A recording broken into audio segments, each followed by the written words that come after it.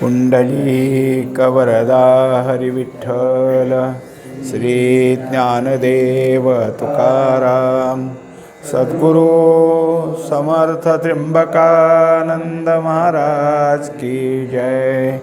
माऊली ज्ञानेश्वर महाराज की जय।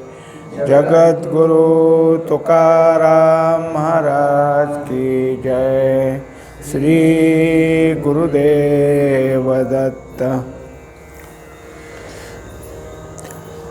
अवघेची आत्मा, एरवी अवघेची आत्मा, हे सांगो जरी विरोत्तमा, परी तुझिया मनोधर्मा मिळेल ना। 18व्या श्लोकात ही चालू असलेली 948वी ओवी मागं झालेल्या विषयामध्ये क्षेत्र ज्ञान ज्ञेय किंवा क्षेत्र ज्ञान अज्ञान आणि ज्ञेय हे जे काही 4 भाग आम्ही तुला सांगितले, ते जर सगळाच आत्मा आहे असं जर म्हटलं असतं, तुझ्या मनाला पटलं असतं का नाही काय माहिती, तो संशय धारण केला असता। म्हणून मग आम्हाला हे सगळं विस्तृत असं सांगावं लागलं। म्हणून एकची संचले चतुर्धा आम्ही केले, हे अधळपण देखिले तुझे प्रज्ञे। एकंदरीत काय आहे की सांगायचं आहे, पण ते सांगण्याकरता त्याचे 4 भाग केले। क्षेत्र काय आहे, कसं बनलं, काय त्याच्या ठिकाणी होतं ते सांगे। त्याच्यानंतर ज्ञान सांगितलं, अज्ञान सांगितलं आणि ज्ञेयही सांगितलं। हे 4 भाग झाले। आता हे का सांगावं लागले तर बुद्धीचे प्रकार आहेत। तीव्र बुद्धी आहे, मध्यम बुद्धी आहे आणि कनिष्ठ बुद्धी आहे।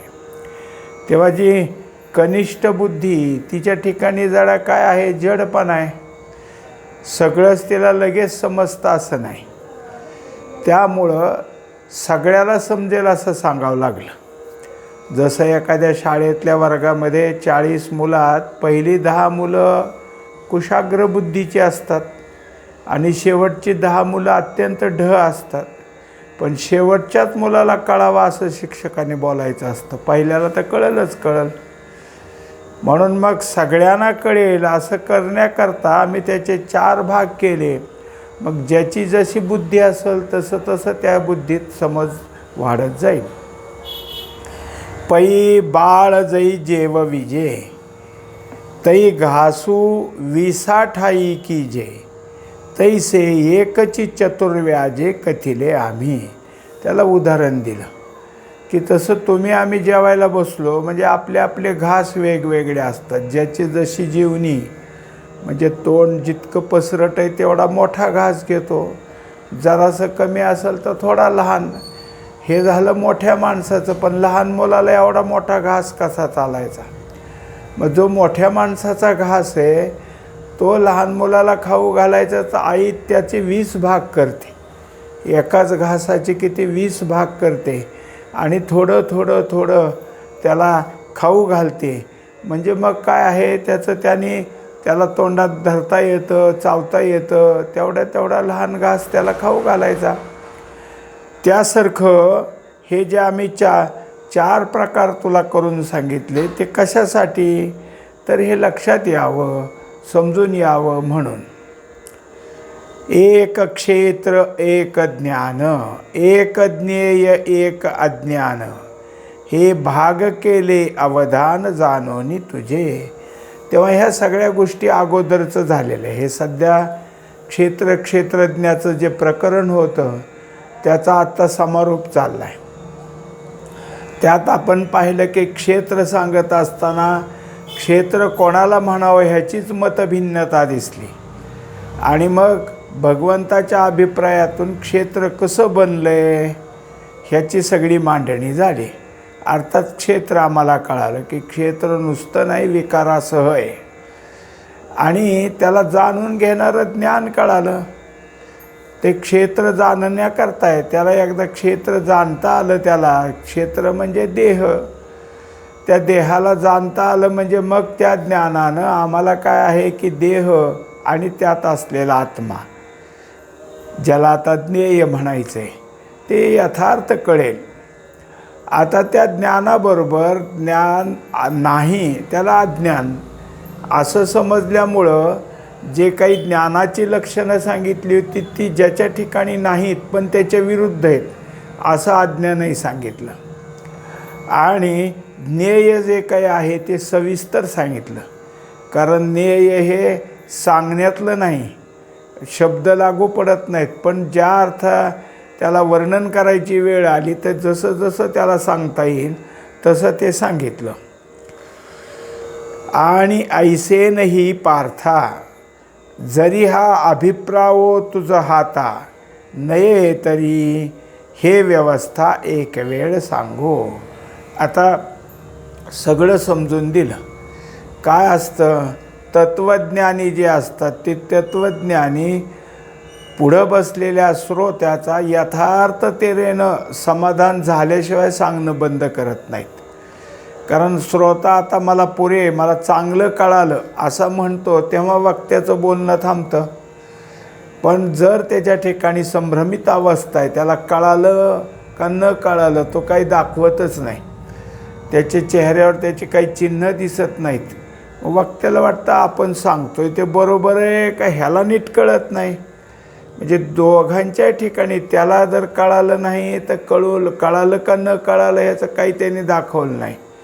अर्थात त्यामुळं काय झालं, त्याची संभ्रमित अवस्था आणि वक्त्याची संभ्रमित अवस्था असं न होता त्याच्या ठिकाणी ते व्यवस्थित कळावं. मग कळालं न कळालं बघायला जर त्याच्या ठिकाणी त्याच्याजवळ समजल्याचे काय भाव दिसले नाहीत, त्याचं समाधान काही झालं आहे असं दिसत नाही, त्यावेळेस काय होतं, आणखीन वेगळी पद्धत, आणखीन काही समजून द्यायचं आहे तो प्रकार, जेणेकरून त्याला समजून देता येईल. आता त्याच्याकरता सांगले की नये तरी हे व्यवस्था एक वेळ सांगो. आता तुला हेच पण वेगळ्या पद्धतीनं जे काय असेल ते तुला आम्ही सांगत आहोत. आता चौठाई न करू, एकही म्हणून न सरू, आत्मा नामात्मया धरू सरिसा पाडू. आता कसं सांगायचं आहे तर मागं जसे आम्ही 4 भाग केले होते, वास्तविक ते 4 भाग म्हणजे एकच आहे, पण ते 4 भाग सांगताना आमच्या डोक्यात होतं की ह्याला एक सांगून नाही कळायचं. आता तेच आलं की जर 4 सांगून नीट नाही समजलं तर परत कशाला एक सांगायचं आहे. मग आता जे सांगायचं आहे ते आत्मा आणि अनात्मा असं जे काही 2 भाग आहेत त्या 2 भागानं तुला आम्ही सांगणार आहोत. परी तुवा ये तुले करावे, मागवणी ते आम्हा द्यावे, ते कानची नाव ठेवावे आपण पेगा. आता एक कर, वास्तविक आता काय आहे, मागवणी ते आम्हा द्यावे. काही ग्रंथामध्ये मागेल अशा तऱ्हेने केलं, जे असेल ते असेल. भगवंताने ह्याच्यातून काय मागितलं आहे किंवा कशाची मागणी केली तर त्यात ते सांगतात की जे कानची नाव ठेवावे आपण पैगा. इथं आपण शब्द म्हणजे अंतःकरण. आता काय करतो, असं ऐक की अंतःकरणालाच कान हे नाव ठेव, म्हणजे मग काय होईल की तुझं जे कानातनं जाणं ते इकडे तिकडे जाणार नाही. मनाचे कानी ऐकीजे, बोल बुद्धीच्या डोळा देखीजे, साठो वाटी नेईजे चित्ता माझी.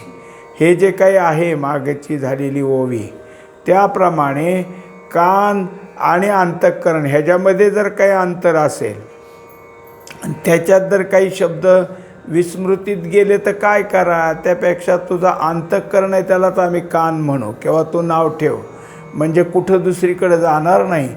अर्थात आपल्यात काय असतं, काही म्हणायचं असतं अंतःकरणापासून ऐक असं जे म्हणायचं आहे त्याप्रमाणे सांगितलं.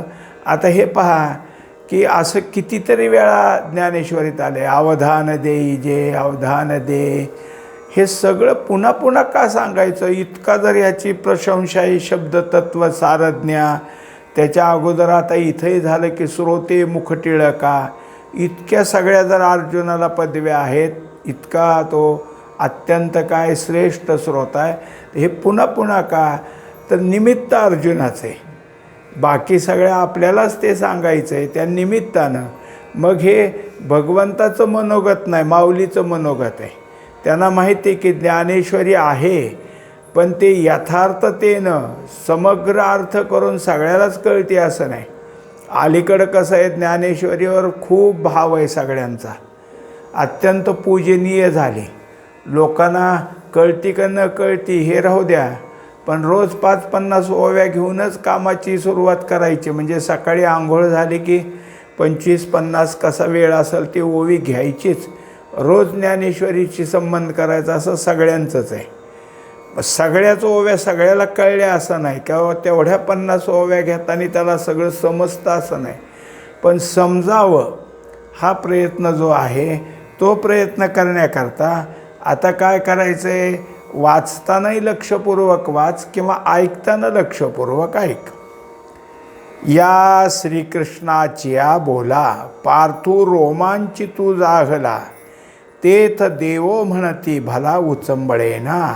एकंदरीत काय आहे की अर्जुनाचं एक असं रूपक दाखवले. अर्जुन एक व्यक्तिमत्व असं आहे की त्याला भगवंताचं जे सांगणं आहे ते ऐकावं वाटतं. किती पोट भरलं तर ऐकावं वाटतं. काय असतं की आम्ही जेवणाचा आपला मर्यादा आहे आणि तेवढ्या मर्यादेत आपण काय करतो, जेवलं की पोट भरलं म्हणतो. घासही नको, काही नको, किती कुणी आग्रह केला तर देऊ नका असं जसं म्हणतो, पण ऐकण्याचं तसं नाही. मग काय आहे की धालो सुखे उमटे जेऊ, आमचं पोट भरलं तरी पुन्हा खाऊच, हे झालं रूपक. पण श्रवणाचं पोट भरलं तरी पुन्हा ऐकू, हे पुन्हा पुन्हा ऐकावंच वाटतं. पुन्हा पुन्हा ऐकावं वाटतं याचं कारण जे ऐकलंय तेही ऐकावं वाटतं. अशी जी एक जिज्ञासा आहे, असं जे काय ऐकण्याचं लक्ष एकाग्र झालेलं आहे ते ज्या श्रोत्याकडं असतं त्या श्रोत्याचं असं लक्षात येतं की आता झालं, संपूर्ण विषयाचं काय आता समारोप केला, आता विषय इथं थांबतोय. पण पुन्हा एकदा वेगळ्या प्रकाराने तोच विषय सांगायचा म्हटलं की ह्याला आनंद होतो. बरं झालं, आता काही आखडून घेतलेलं नाही, पुन्हा बोलणार आहेत. आणि त्याचा परिणाम म्हणून जर काय झाला असेल तर ऐकता ऐकता ह्याच्या अंगावर रोमांचितू शहारे उठलेले आहेत. नुसते शहारे नाहीत, शरीर सगळं थरथरून येतं, डोळ्यात त्या सगळ्या गोष्टी दिसून येतात. आणि हे सगळं पाहिल्यानंतर आता हा उचंबळतोय की काय, म्हणजे ह्याच्या ठिकाणी अंतःकरण भरून येतं आहे काय, असं भगवंताला दिसून आलं.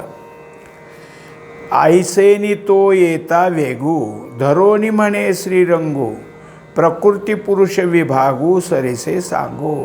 आता ह्याच्यात एक गमक आहे, म्हणजे कसं गुही आहे पहा की भगवंतासारखा वक्ता येतो. अर्जुनाच्या ठिकाणी रोमांच येणं, शरीर पुलकित होणं, डोळे भरून येणं, ही सगळी चिन्ह पाहिले म्हणजे अष्टसात्विक भाव उठले. आता तो त्यात जर एकाग्र झाला तर मग मी कोणाला सांगू, आणि ऐकणारं कोण आहे. कारण ही तर एक अवस्था की आनंद जागा झाला की पहिल्यांदा अष्टसात्विक भाव होतात आणि वृत्ती काय करते, सत्वगुणातनं आनंदात उडी मारते. तसं जर झालं तर म्हणून ऐसेनी तो येता वेगू, म्हणजे तो वेग त्याच्या ठिकाणी दिसतोय, त्याला उचंबळा आलेला दिसतोय. असं म्हणलं की भगवंतानी थांब मी आता तुला काय सांगतो ऐक, असं म्हणून बोलणं चालू केलं. आता काय सांगणार आहेत, प्रकृती पुरुष विभागू परिसे ऐक. आता तिथंच प्रकृती आणि पुरुष अशा तऱ्हेनं काय आहे की समजून द्यायचं आहे. मागचं जसं क्षेत्र, ज्ञान, अज्ञान, ज्ञेय ह्या गोष्टी जशा सांगितल्या तसं आता तेच आता आपल्याला म्हणले की आत्मा आणि अनात्मा ह्या दोन भागात. म्हणून मग प्रकृती आणि पुरुष, यातली प्रकृती म्हणजे अनात्मा आणि पुरुष म्हणजे आत्मा, अशी जे काय आहे ते सांगणार आहे. प्रकृतीं पुरुषं चैव विद्यनादिव भावपि विकारांश गुणांश्चैव विद्धि प्रकृती संभवान. आता याच्यामध्ये प्रकृती आणि पुरुष हे जे दोन सांगायचे आहेत हे दोन्ही अनादित असं तू जाण. दुसरी गोष्ट अशी की पंचमहाभूत, पंचज्ञानेंद्रिये, पंचकर्मेंद्रिये, मन, बुद्धी हे सगळं जे आहे यांच्या ठिकाणी विकार आहेत. हे सगळे विकाराने युक्त आहेत. आणि दुसरी गोष्ट यांच्या ठिकाणी जे सुखदुःख उमटतं त्या रूपातून म्हणजे ते ज्यामुळं उमटतं त्या मोहाकडं हे जात असताना त्याचा जो काही सुखदुःख रूप परिणाम त्यांच्या ठिकाणी उभा राहतो आहे त्याला मुख्य कोण आहे तर सत्व रज तम हे जे काही गुण आहेत हे त्या प्रकृतीपासूनच उत्पन्न होतात आणि ते आपल्या ठिकाणी आहेत. हे आता काय आहे समजून द्यायचं आहे. जया मार्गाते जगी सांख्य म्हणती योगी, जयाची भाटिवे लागी मी कपिल जाहलो. आता याच्यामध्ये काय आहे की दोन शास्त्र ह्याने घेतलेत, सांख्य आणि योग. आता याच्यात हे दोन शास्त्र काय आहेत हे तर्कशास्त्र आहेत. याच्याद्वारे ज्ञान सांगण्याचा प्रयत्न झालेला आहे. आता त्याच्यात जे काही सांख्यशास्त्र आहे ते सांख्यशास्त्राचा कर्ता आहे तो कपिल आहे आणि योगशास्त्राचा कर्ता पतंजली. याच्यामध्ये एक नाव सांगितलं म्हणजे दुसरं कळेल याच्यासाठी असं सांगितलं की मी कपिल आहे म्हणजे माझाच कपिल हा अवतार आहे. आणि मग त्याच्यातून हे सांख्ययोग सांगितला, सांख्यशास्त्र सांगितलं. पण हे सगळं करायचं आहे कशाला तर सांख्यशास्त्राद्वारा हे समजून द्यायचं आहे. म्हणून मग जयाची भाटिवे लागी हे समजून देण्याकरता.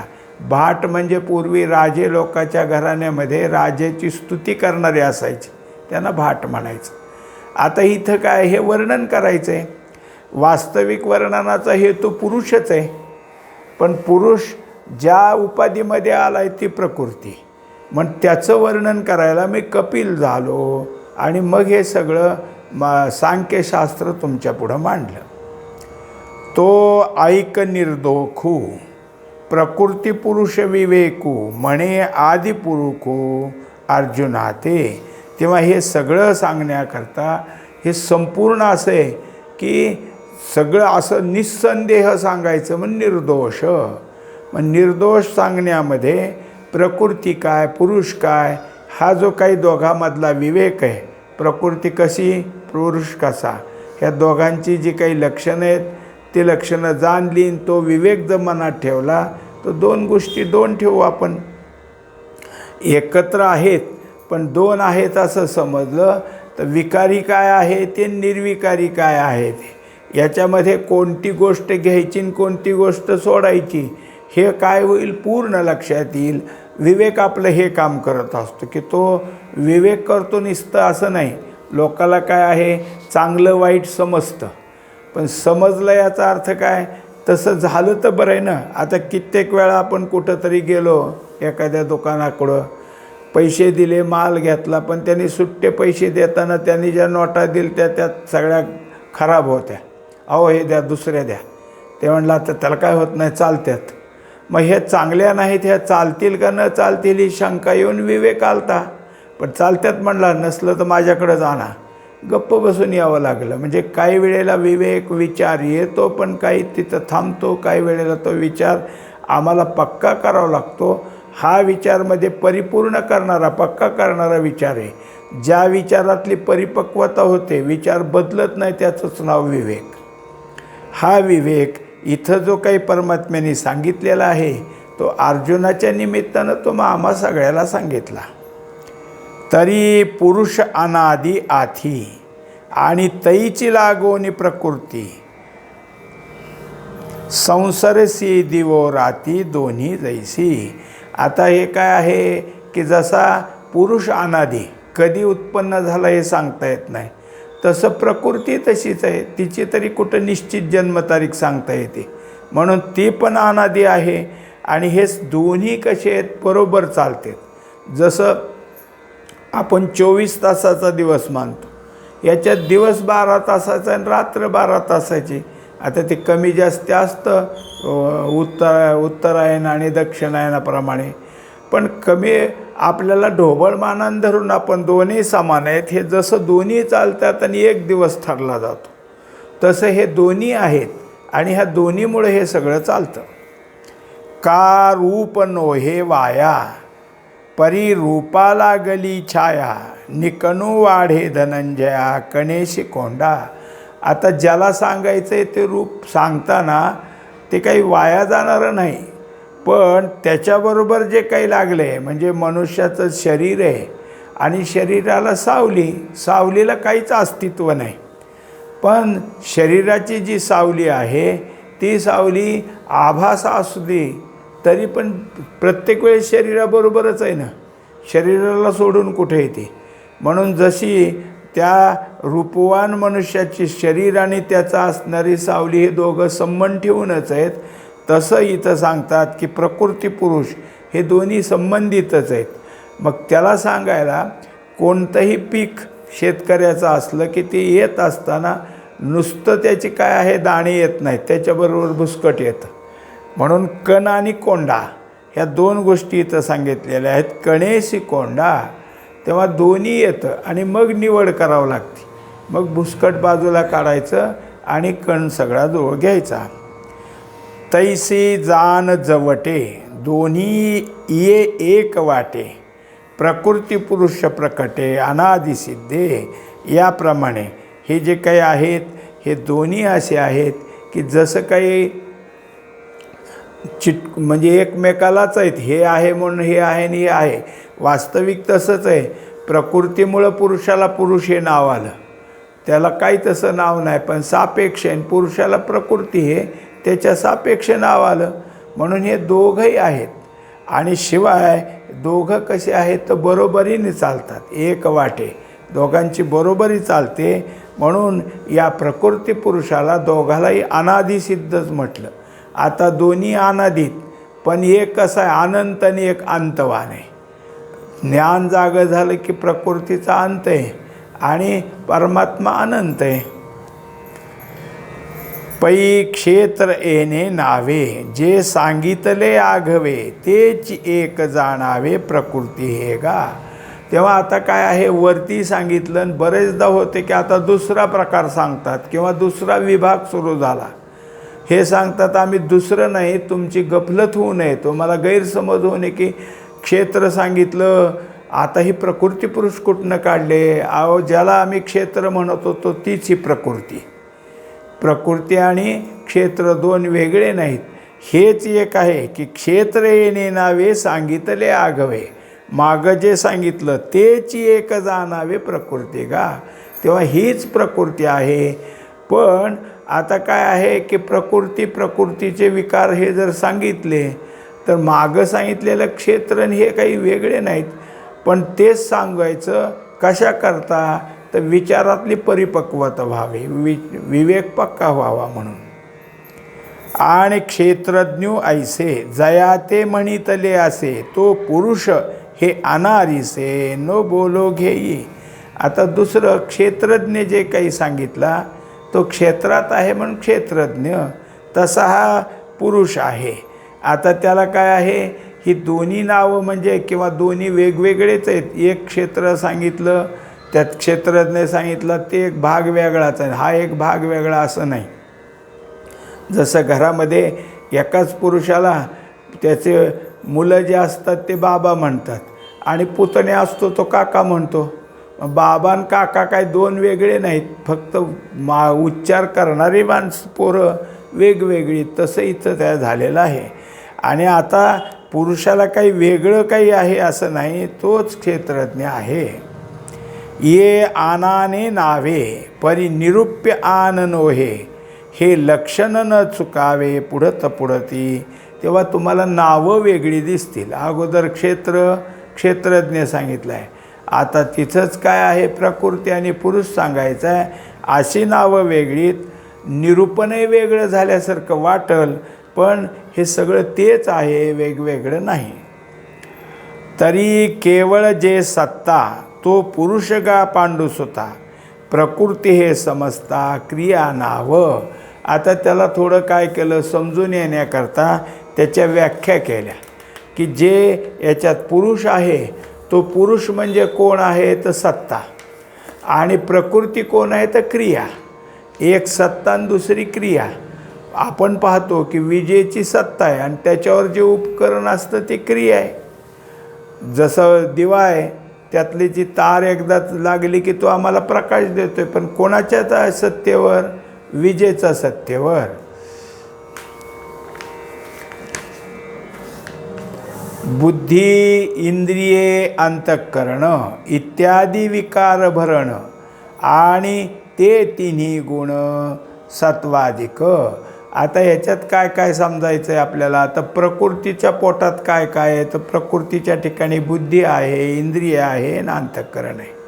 म्हणजे आता काय आहे की हे तिन्ही जे काय आहेत सांगितलेले आहेत ह्यांची सगळी क्रियेसाठी उपयोग होतो. बुद्धी, मन, चित्त, अहंकार हे जे काही आहेत अंतःकरणातले हे क्रिया करणारेच आहेत. ते कोणातर्फे करतात?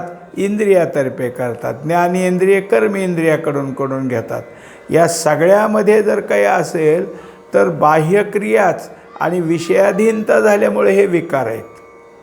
मग ह्यांच्या ठिकाणी काय आहे की नेहमी विकाराचंच लक्षण दिसून येतं. आणि हे सगळं करण्याकरता यांना मदत कोण करत असेल तर तीन गुण. कोणते? सत्वाधिक, सत्व रज तम.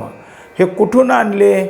कुठून आणले नाही, याच पोटातले. प्रकृती गुणात्मक आहे आणि हे सगळं जे निर्माण झाले ते तिच्याचद्वारे निर्माण झालेलं आहे. त्याच्यामध्ये बुद्धी, इंद्रिय असो, अंतःकरण असो, सगळं तिच्यातलंच आहे. हा आघवाची मेळावा प्रकृती जाहला जाणावा हेच हेतू संभवा कर्माची या एकंदरीत. हे सगळं मागं कसं आपल्याला सांगितलं की 36चा मेळावा, म्हणजे जे काही 36 तत्त्व सांगितलीत हे सगळं मिळून काय आहे? प्रकृती. म्हणजे त्याच्याकरता प्रकृती म्हणून एक कुठं आहे तिच्याकडं बोट दाखवून दाखवता येत नाही. मग काय आहे? सगळ्या संघात आला, सगळ्या मिळून. जसं आपलं काय आहे? तोंड आहे. एखाद्याने सांगितलं हे माझं तोंड, तो दुसरा म्हणला मला नीट समजलं नाही. तू बोट दाखवून दाखव, तुझं बोट ठेव आणि कुठं तोंड दाखव. मग आता त्याने काय करायचं? तोंडावर बोट ठेवताना इथं ठेवलं की तो म्हणला अरे गाल आहे तो, तोंड कुठे दाखव. मग भुवई ते तोंड कुठे दाखव. नाक आहे, तोंड कुठे कुठेही त्याने बोट ठेवलं तर शेवटी त्याला सांगावं लागतं हे सगळं मिळून तोंड आहे. तसं याच्यामध्ये आत असलेले विकार करणाऱ्या क्रियात्मक ज्या काही बाबी आहेत त्या सगळ्या आणि हे तिन्ही इंद्रिये हे सगळं मिळून कोण आहे? प्रकृती. हा एक सांघात आहे. पण हे सगळं चालवण्याचं काम चालतं आहे, म्हणजे चालवणं ह्याची सत्ता मिळाली म्हणून हे चालतं आहे. ते सगळं करणारा कोण आहे? की पुरुष आहे. पण ही क्रिया करते आणि प्रत्येक क्रिया जी आहे ती क्रिया म्हणजे कर्म आहे. माणसाला काय आहे की हाताने काही द्यावं घ्यावं लागतं, पायाने चालावं लागतं. मग त्याच्या सगळ्या क्रियात आता जसं आपण बोलतोय, बोलताना आपले काय करतात? हातवारे होतात, हाल चालतात, ही सुद्धा क्रिया आहे. एक जण म्हणला ठीक आहे, म्हणला तुम्ही क्रिया म्हणताना मी काहीच करणार नाही, बसलो बघा मांडी घालून. मग कुठं काय करतो? आता कुठं क्रिया आहे? तो खाली बसला हीच क्रिया आहे. दुसरी गोष्ट आपल्याला असं वाटतं की क्रिया मग शरीर सगळं हालचाल करतं, इंद्रिय हालचाल करते तेव्हा क्रिया. आणखीनही सांगितलं आहे मागं 3ऱ्या अध्यायाचाच विषय झाला की तुम्ही निवांत झोपलेला असाल तरी आतलं रक्ताभिसरण चालतं, श्वसन चालतं, बाकीच्या क्रिया चालतात, अन्नपचन वगैरे ह्यासुद्धा क्रिया आहेत. मग हेही चाललेलंच असतं. इंद्रियजन्य क्रिया, अंतःकरणाच्या क्रियेला आम्ही करता समजतो, पण तिथल्या क्रियेला करता समजत नाही तरी त्या क्रिया होत असतात. मी रक्ताभिसरण चालवलं, मी अन्नपचन केलं असं कोणीच कधी म्हणत नाही. माझ्यामुळं श्वसन चालते असं कोणीच म्हणत नाही, पण ते सदैव कर्म होतातच ना. म्हणून ही प्रकृती सदैव कर्मरूप आहे. हिच्या ठिकाणचं कर्म कधीच थांबत नाही. म्हणजेच जागृतीत कर्म करते, स्वप्नातही करते आणि सुषुप्तीतही करते. तिन्ही ठिकाणी अर्थात त्याच्या ठिकाणी सदैव कर्म चालू आहे. म्हणून मग ह्या सगळ्या प्रकृतीच्या ठिकाणी होत असलेल्या गुणात्मक क्रिया, विकाराच्या क्रिया ह्या कर्माचा हेतू धरून आहेत. जे काही कर्म पुढं घेतलेलं आहे त्या कर्माचा हेतू धरून हे सगळं होत असतं. पुंडलिक वरदा हरी विठ्ठल, श्री ज्ञानदेव तुकाराम, सद्गुरू समर्थ त्र्यंबकानंद महाराज की जय. माऊली ज्ञानेश्वर महाराज की जय. जगद्गुरु तुकाराम महाराज की जय. श्री गुरुदेव दत्त.